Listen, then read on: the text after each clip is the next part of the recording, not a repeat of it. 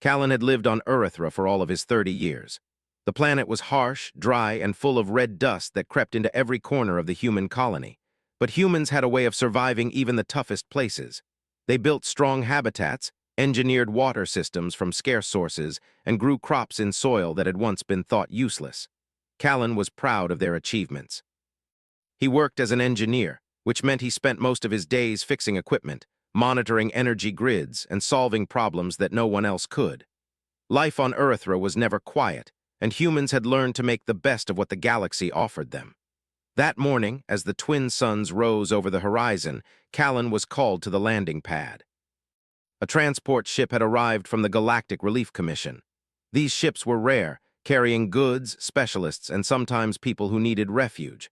The colony had requested a few experts to help with recent agricultural problems, but no one had expected what came next. The ship's hatch opened, releasing a shimmer of bright light and the hiss of pressurized air. A single figure stepped down. She was unlike anyone Callan had seen. Her hair was a soft silver, catching the sunlight like strands of liquid metal. Her eyes were a deep shade of violet, almost glowing, and she held herself with a quiet confidence that drew attention without trying. She wore simple clothing, but it fit her in a way that suggested elegance and grace. Callan felt a jolt of curiosity. "Who is she?" he asked, mostly to himself. A voice came over the comm link. "This is Lyra. She has been sent as part of the Refugee exchange program," said Mara, the colony's liaison with the commission. "She comes from the far systems. They asked that she be placed under your care, Callan. I'll be helping you settle in." Humans bustled around, tending to machines, children running along the walkways, and small drones hovering to carry supplies. Lyra's eyes widened slightly at the activity, but she did not show fear or awe, only a calm curiosity. Callan tried to make small talk, but she responded in short, careful sentences, giving just enough information. "Where are you from?" he asked. "A sector near the Andros Belt," she said. "It was not safe. The commission arranged my passage." They were modest but comfortable, with a view of the twin suns setting over the dusty plains. Lyra stood by the window, watching the red light stretch across the landscape. "Is it always like this?" she asked. Callan smiled. "Earthra isn't much for scenery, but it has its moments. Nights are cold, skies clear, and stars. They shine like nowhere else. It is faint, but I can sense it." Her curiosity was insatiable. She asked questions, not for idle chatter, but for understanding. Humans were impressed. Machines that had given the engineers trouble for months were fixed by Lyra in a single afternoon. She did not use brute force. She observed, reasoned, and applied solutions that others had overlooked. One afternoon, Callan found her kneeling by the water recycler, studying its flow. "Do you know what you're doing?" he asked. "I see the imbalance," she said. "The pressure is uneven. The valves need adjustment. It is simple once you notice it." Engineers who had worked on it for weeks had never found the problem. "Where did you learn this?" he asked, genuinely puzzled. Lyra smiled faintly. "I study patterns, systems, nature, people. Everything has a rhythm. Once you learn to read it, solutions become clear." Humans began to notice subtle changes. Plants growing faster under her care, energy systems running more efficiently. Even the colonists seemed calmer in her presence. Children were drawn to her, not just because of her gentle manner, but because she seemed to understand them in ways adults rarely did. Despite her helpfulness, rumors began to circulate. Some whispered that she was no ordinary refugee, that she must be hiding something. Callan, however, refused to indulge in speculation.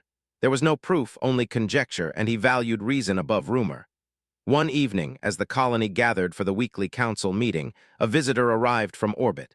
The visitor was a small holographic message, projected from a secure comm device. Lyra's violet eyes flickered, and she froze for a moment. "Lyra," the message said, in a voice that sent chills down Callan's spine. "They know you are here. You must prepare." He had seen enough of the galaxy to know that past had a way of catching up with the present. That night, he walked her through the colony's small observatory. The twin suns had set, leaving a sky dotted with stars. Lyra leaned close to the telescope, and for the first time she seemed relaxed. "The stars," she said, "they are singing. Not with voices, but with energy. Their patterns, I can hear them in a way others cannot. It tells me things about where danger lies, about where hope is. They guide me." Even the grumpiest engineers seemed to admire her calm confidence. One morning, while inspecting the energy grids, Callan noticed her standing atop a maintenance platform, her hands tracing the conduits as if reading invisible lines of energy. "Lyra," he called up. "Everything all right?" Humans. Humans scrambled to protect their equipment, but Lyra anticipated the trajectory of the meteors with uncanny accuracy. She guided teams to secure the arrays and prevent damage.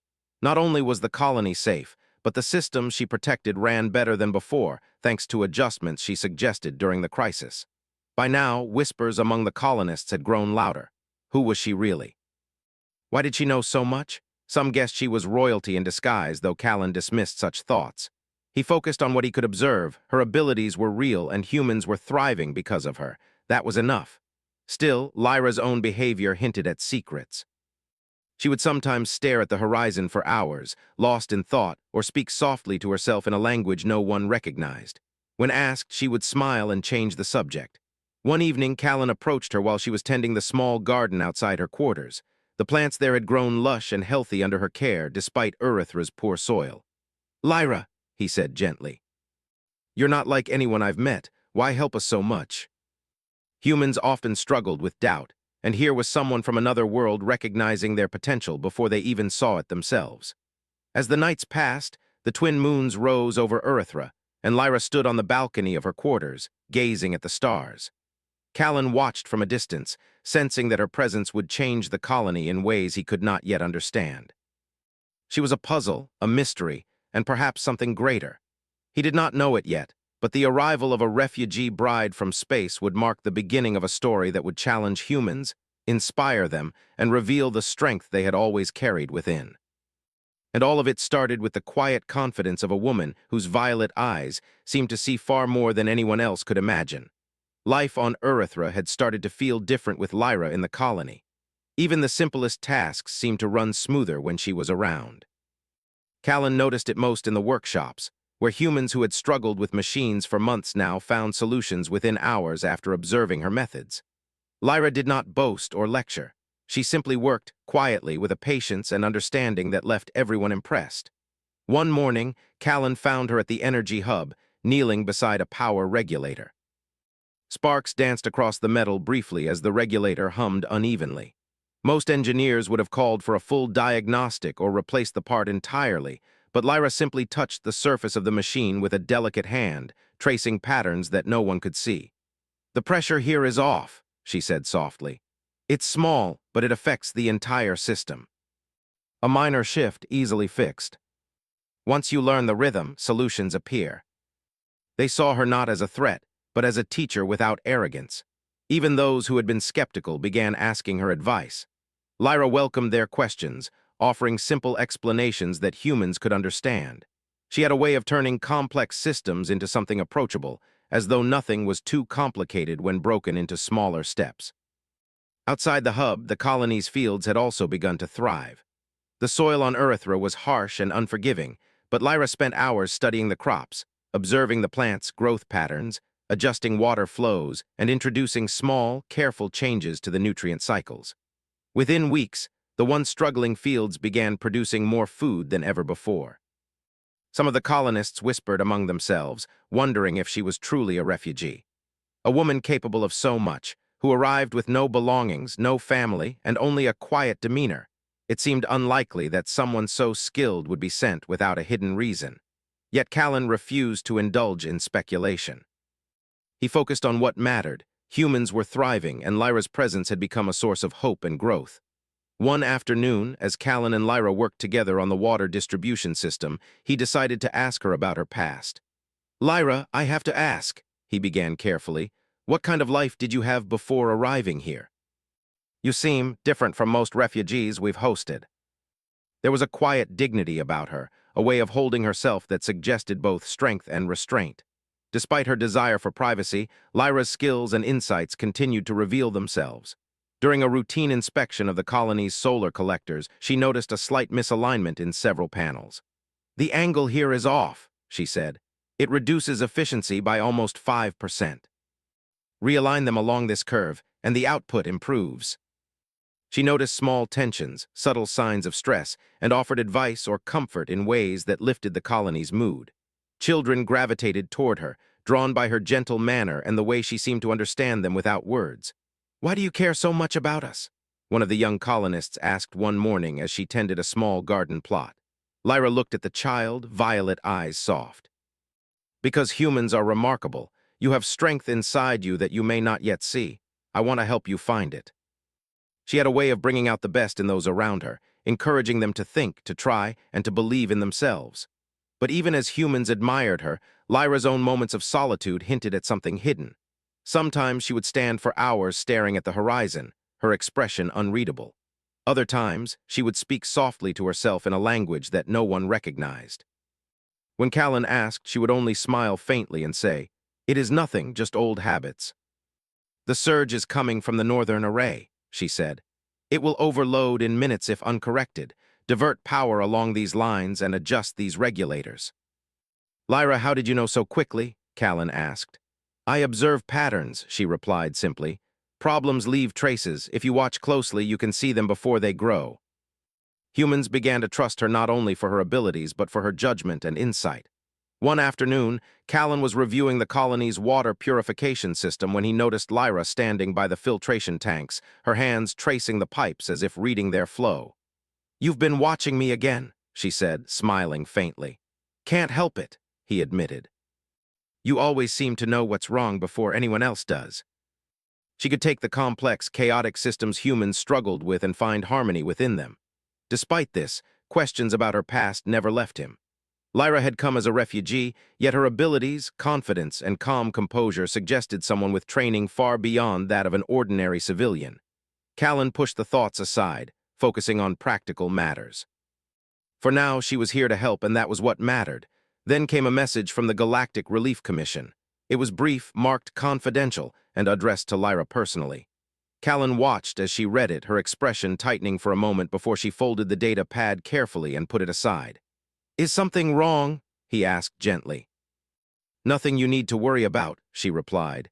"It is from my past, old matters that do not concern the colony."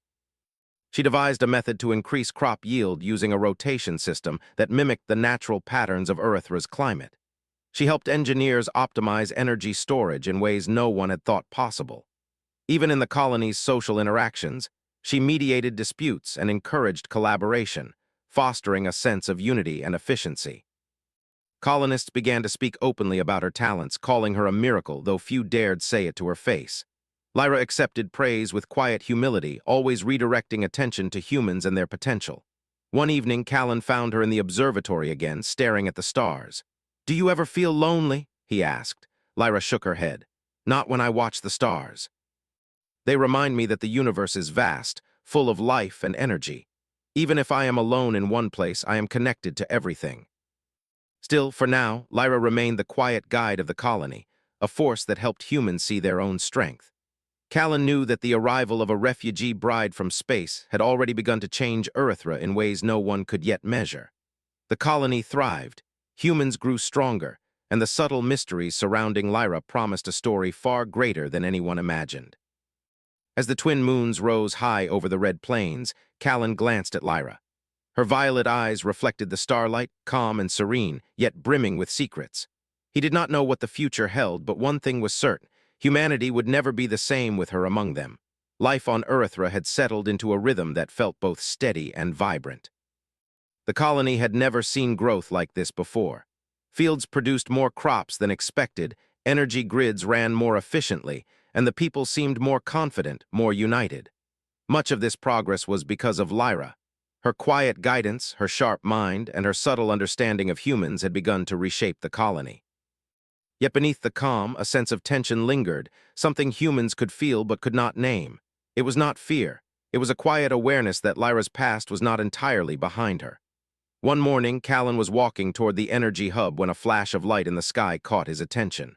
A ship, sleek and elegant, descended from orbit. Unlike the rugged transports humans were used to, this vessel gleamed with reflective metal and intricate designs, moving as if it were alive. The colony's communications screen flickered as a message arrived from the ship. "We are here for Lyra. She must return with us."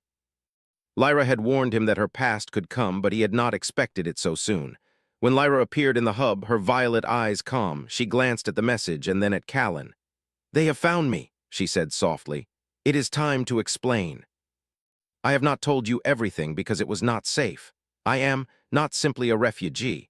I am the last living member of the Zethurian royal family. It fell because of internal conflicts and external attacks. My family was at the heart of it. When the empire began to collapse, I was sent to safety. Here, because humans are capable, resilient, and resourceful, I knew they would protect me.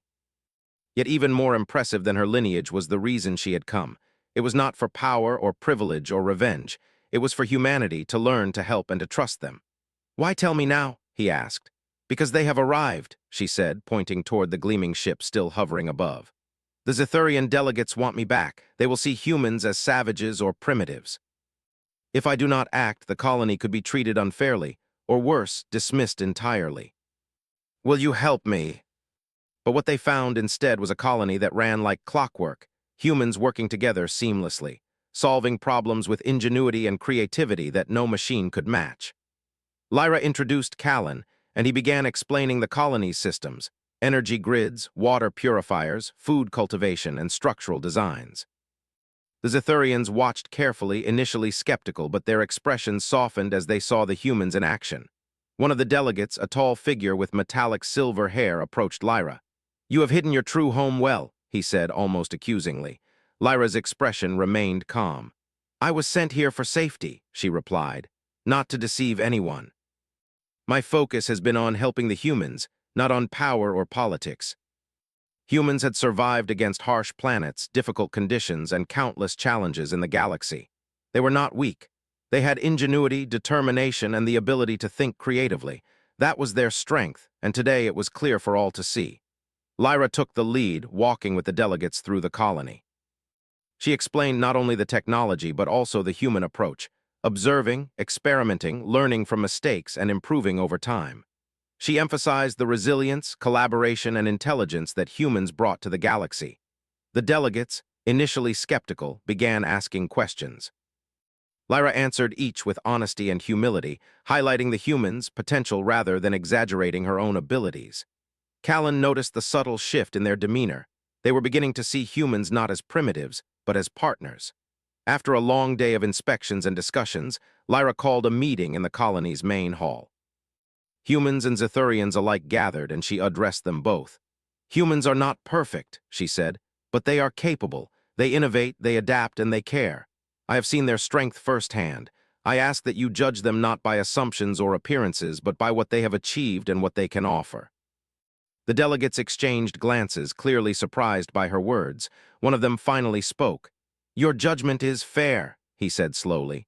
"We have underestimated your people, and for that we apologize." This was the essence of HFY, the idea that humans could excel not through dominance, but through their unique traits. Over the next few days, Lyra worked with the delegates to establish collaboration agreements. Humans would share their engineering techniques, agricultural methods, and problem-solving approaches. In return, the Zethurians offered knowledge about space navigation, advanced energy systems, and interstellar diplomacy. During these exchanges, Callan saw something remarkable. Humans did not simply accept instructions, they questioned, adapted, and improved. Lyra guided them gently, allowing them to learn and grow rather than simply following orders. The delegates watched in awe as humans demonstrated creativity and resilience in ways they had not anticipated. One evening, after the official meetings had ended, Callan and Lyra walked along the edge of the colony, watching the twin moons rise over the red plains. "They respect humans now," Callan said, still in disbelief. "They really see us. They have learned that humans are partners, capable of contributing to the galaxy in ways they did not expect. That is more important than fear or titles. My blood is royal, yes, but my heart belongs to those who choose courage, intelligence, and kindness over power." As the days passed, humans and Zethurians worked together, building stronger systems, sharing knowledge, and learning from one another. The colony flourished like never before. Callan saw engineers excited to experiment, farmers eager to try new techniques, and children dreaming of possibilities far beyond Earthra. Lyra's presence had changed everything. She had arrived as a refugee, quiet and unassuming, yet her wisdom, insight, and trust in humanity had transformed the colony. Humans were no longer seen as weak or primitive. They were innovators, thinkers, and collaborators. One night, Callan found her in the observatory again, gazing at the stars. "Do you ever worry about your past catching up with you?" he asked. Lyra smiled faintly. "The past is a part of me, but it does not define me. Humans taught me that courage and ingenuity matter more than birthright or title. That is why I came here, to see what humans could do and to be part of it." It was about humans, their resilience, their creativity, and their capacity to inspire even those from the farthest reaches of the galaxy. The twin moons cast silver light across the colony, reflecting in Lyra's violet eyes. She turned to Callan and smiled, calm and confident. "The galaxy is watching," she said. "And now, humans will be remembered not for what they lack, but for what they create." And for the first time, Callan truly understood what Lyra had seen in the stars. The potential of humans, waiting to be recognized, capable of shaping the future in ways no one could have imagined. Life on Earthra had shifted from quiet routine to something extraordinary. With Lyra's secret revealed and humans gaining recognition from the Zethurian delegates, the colony now had a chance to prove itself in ways it had never imagined. Yet Lyra knew the galaxy was not yet done testing them. Recognition was one thing, but trust and respect required action, ingenuity, and collaboration. One morning, as Callan inspected the energy grids, a warning signal flashed across the monitors. It was subtle, almost easy to miss, but Lyra's trained eyes noticed it immediately. She arrived at the hub moments later, her silver hair catching the light, her violet eyes scanning the readings with precision. "The northern satellite array is unstable," she said. "A gravitational anomaly is approaching.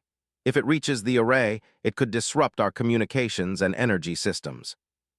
This was not just about fixing machines. This was about humans standing strong, proving they could manage crises even when the galaxy's forces seemed beyond their control. The Zethurian delegates, already impressed by the humans' daily achievements, were brought into the hub. Lyra explained the situation calmly, outlining the potential risks and proposing a plan that combined human creativity with Zethurian technology. "The humans' approach is unconventional," said the delegate with silver hair. "It may work, but it is risky. Their adaptability is their strength." Humans analyzed patterns, suggested adjustments, and improvised when unexpected complications arose. Lyra moved among them, offering guidance and encouragement, yet allowing the humans to lead in problem-solving. Callan was amazed. Where most species relied on rigid procedures or sheer power, humans relied on observation, creativity, and teamwork. They adjusted, learned, and adapted in real time, solving problems that even the Zethurians could not predict. Hours passed. The gravitational anomaly neared, casting faint shadows across the colony as it moved closer. Alarms rang lightly, but humans worked calmly, guided by Lyra's insights and their own instincts. "Divert the auxiliary energy lines here," Callan instructed, pointing at the monitors. "We need more buffer on this node." As the anomaly passed by, the colony's systems absorbed the fluctuations smoothly. No damage occurred, and communications continued without interruption. Even the Zethurian delegates looked on with astonishment, unable to hide their admiration. "You see," Lyra said softly, "humans do not always rely on force. They rely on insight, ingenuity, and cooperation. That is their true strength." That evening, as the twin moons rose over the red plains, Callan and Lyra walked through the colony, observing the humans celebrating the successful handling of the anomaly. Children laughed as they raced through the fields, engineers discussed new improvements, and farmers shared techniques that had increased yield. "They are remarkable," Lyra said, her eyes reflecting the moonlight. "Not because of strength, but because of their minds, their hearts, and their willingness to work together." Humans and Zethurians worked together on long-term projects, improving infrastructure, exploring the planet's resources, and developing communication systems that could extend beyond Earthra. Lyra continued to be the bridge, connecting the two species and demonstrating the value of human ingenuity. During a late-night session in the observatory, Callan found Lyra studying the stars. "Do you think the galaxy will accept us now?" he asked. Lyra's violet eyes scanned the constellations. "Acceptance is not given. It is earned through action, creativity, and courage. Humans have shown that they can adapt, innovate, and collaborate. The galaxy will see that, and respect will follow." Humans had always struggled with doubt, often underestimating their own abilities. Yet now, guided by Lyra's insight, they had proven themselves capable of achieving extraordinary feats without resorting to force or intimidation. One morning, a Zithurian delegate approached Callan. "Your people have impressed us," he said. "We expected chaos and inefficiency. Instead, we see innovation, resilience, and collaboration. They are exceptional." Humans absorbed these lessons quickly, experimenting and improving upon them in ways even Lyra had not anticipated. It was during one of these sessions that the young colonists asked a question that surprised her. "Lyra, why did you choose humans? Why not stay with your people?" "Because humans are extraordinary in ways that even my people do not always recognize.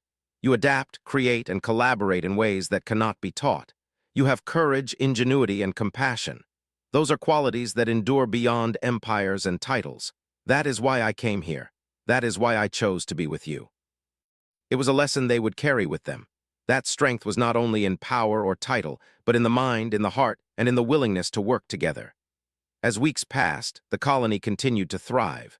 Humans and Zithurians formed a genuine partnership, learning from one another, sharing knowledge, and building a foundation for the future. Lyra's presence had shown that the true measure of a species was not the power it wielded, but the creativity, courage, and resilience it demonstrated when faced with challenges. One afternoon, Callan observed Lyra working with a group of engineers on a new energy storage system. She guided them gently, asking questions, encouraging experimentation, and praising innovation.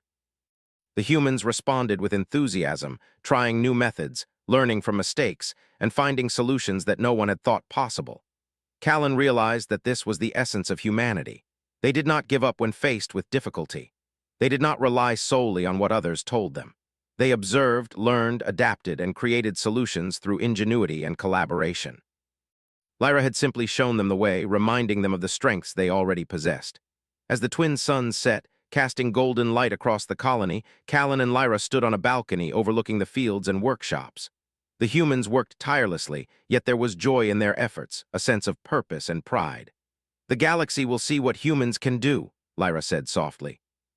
"Not because we force it upon them, but because humans themselves have shown it through action. That is why I am here, and that is why I stay." The galaxy was vast, filled with unknowns, challenges, and wonders. Yet humans, under Lyra's guidance, had begun to claim their place, not through dominance, but through brilliance, courage, and collaboration. And as Callan looked out at the colony, he knew that this was only the beginning. Humans had faced the test and had proven their worth. With Lyra by their side, they would continue to grow, innovate, and inspire, showing the galaxy that their strength lay not in weapons or fear, but in the power of their minds and hearts. For the first time, Callan understood the truth Lyra had always known. Humanity's potential was limitless, and with trust, creativity, and unity, they could face any challenge the universe would place before them. The twin moons shone over Earthra, bathing the colony in silver light, a quiet testament to what humans could achieve. Lyra turned to Callan, her expression calm, confident, and full of hope. "The universe is vast," she said, "and humans are ready to meet it, not as followers, but as equals, as creators, and as partners." Humanity had proven itself, and the story of a refugee bride from space had become a story of human potential, ingenuity, and resilience, a story that would be remembered across worlds. The night was silent, yet alive with possibility. Humans had shown the galaxy their true strength, and with Lyra among them, there was no limit to what they could achieve. Earthra had changed. The colony that once struggled against harsh winds, scarce water, and barren soil now thrived. Humans moved with purpose, confidence, and creativity, guided by the lessons they had learned from Lyra and their own experiences. Every day brought new achievements, and with each success, the story of humanity spread quietly across the galaxy. Callan stood on the balcony of the central hub, watching as colonists worked in harmony. Fields were lush with crops, energy grids hummed efficiently, and children played under the twin moons, laughing freely. Humans had grown stronger not through conquest, but through intellect, cooperation, and courage. Lyra joined him, her silver hair reflecting the soft moonlight. "They have done well," she said, her violet eyes scanning the colony with quiet pride. Callan smiled. "They have. I still can't believe how much has changed since you arrived. I only showed them what they could see in themselves." Lyra's guidance had bridged two worlds, showing that cooperation, creativity, and empathy were stronger than rigid hierarchies or fear. The delegates had returned to their own systems, bringing stories of Earthra's humans to distant stars. Humans were no longer regarded as primitive or incapable. Across the galaxy, whispers of their resourcefulness and problem-solving abilities began to spread. Callan could feel it in the colony. Humans had gained more than recognition. They had gained confidence in themselves. Lyra turned to him, a faint smile on her lips. "There is one more thing to do," she said. Callan raised an eyebrow. "What is that?" Humans can no longer wait for recognition. They must take the next step themselves, to explore, to innovate, to connect with others beyond these skies. It is time for them to leave a mark, not only on Earthra, but on the stars. Now it was time to extend that same ingenuity to the wider galaxy. In the weeks that followed, preparations began. Humans worked alongside Lyra to build new vessels, incorporating both their own designs and insights shared from Zethurian knowledge. The goal was not warships or weapons, but exploration crafts, designed to reach distant planets, study unknown systems, and establish friendly contact with other species. Callan watched as engineers experimented with new propulsion methods, energy storage, and communication systems. Each improvement reflected a uniquely human trait, the ability to observe, adapt, and innovate. Lyra guided them, teaching strategies and patterns she had learned as a member of the Zethurian royal family, but she never imposed her knowledge. Instead, she encouraged the humans to combine her lessons with their own creativity. One afternoon, a group of young colonists approached Lyra. "Are we really going to explore space?" one of them asked, eyes wide with excitement. Lyra smiled. "Yes. You will travel, learn, and create. You are ready. Humans have shown that they are capable of more than even they can imagine." As the first exploratory vessels prepared for launch, Lyra gathered the colony together. Humans, Zethurians who had stayed temporarily, and even a few distant observers from the Galactic Commission joined to witness the historic moment. Lyra addressed the crowd, her voice calm yet resonant. "Humans have faced many challenges and have overcome them not through force, but through ingenuity, collaboration, and heart. Today, they step forward into the galaxy, not as subjects or followers, but as equals, creators, and partners. Let their courage, creativity, and compassion inspire all who watch." Children cheered, engineers smiled, and Callan felt a deep warmth in his chest. Humanity had grown beyond the confines of Earthra. They had proven themselves not only to others but to themselves. Over the next days, exploratory missions launched. Humans traveled to nearby star systems, establishing contact with other species, sharing knowledge, and learning new techniques. Lyra accompanied some of the first missions, not as a guide in command, but as a mentor, helping humans navigate the challenges of interstellar travel. Callan observed from the colony, marveling at the vessels as they glided into the stars. Each mission was a testament to human ingenuity, a symbol of their adaptability, creativity, and courage. They faced unknown environments with curiosity, solving problems in ways that no other species could have imagined. Back on Earthra, the colony continued to flourish. Fields produced food in abundance, energy systems ran smoothly, and humans applied the lessons of exploration to improve life on their home planet.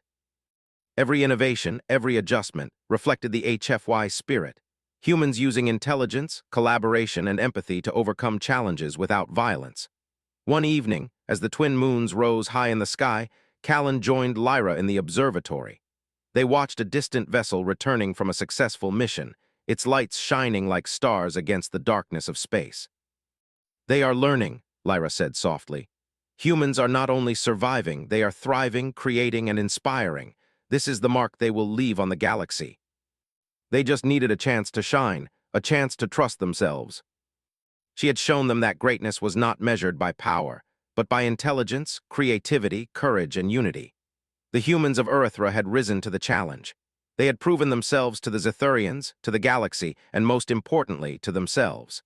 They had faced uncertainty, adapted to new knowledge, and used their ingenuity to solve problems that others had assumed were impossible.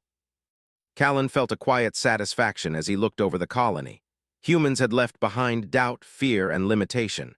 In their place were innovation, collaboration, and hope. Lyra had helped them see it, but it was humanity itself that had accomplished the work. The colony had become more than a home, it had become a symbol of human potential. Every field, every machine, every smiling face reflected the qualities that made humans remarkable. Lyra had chosen to stay, not because she needed humans, but because she believed in them, and because she knew that the galaxy would soon see their brilliance. Over the following months, exploratory vessels returned with stories of distant planets, strange life forms, and unique resources. Humans applied their ingenuity to each new challenge, solving problems, creating innovations, and forming friendships across the stars.